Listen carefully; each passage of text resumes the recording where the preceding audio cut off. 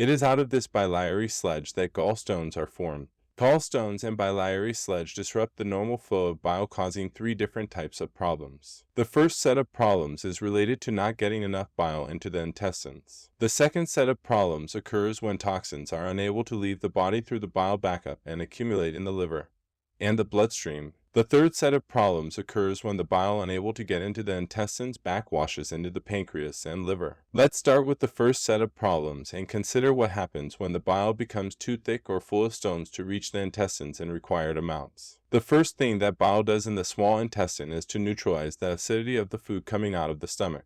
In order to disinfect and digest the food that we eat, the stomach secretes hydrochloric acid.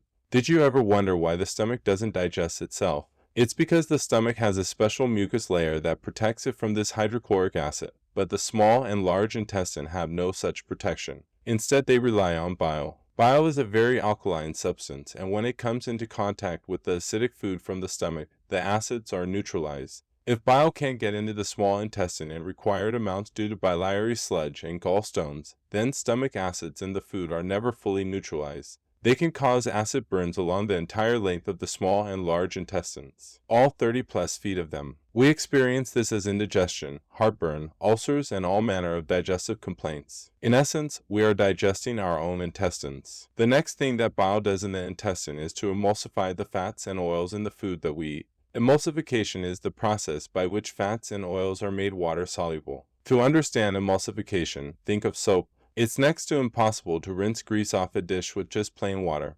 But if you put a drop of soap on the dish, the grease washes right off. That's because soap is an emulsifier. It's what allows fats and oils to mix with water. Bile is the body's natural emulsifier, and it is what allows us to digest the fats and oils we eat. Without this emulsification process, essential fats, oils, and all the fat-soluble vitamins we eat become very difficult to absorb. Without adequate bile in the intestines, a person can end up suffering from malnutrition, regardless of the quality and/or quantity of the food that they eat. If eating fats and oils gives you indigestion, or if you have difficulty with food absorption, it could be due to biliary sludge or gallstones. The next thing that bile does in the intestines is to stimulate peristalsis. Peristalsis is the rhythmic wave-like motion of the intestinal muscles that moves the food through our digestive tract.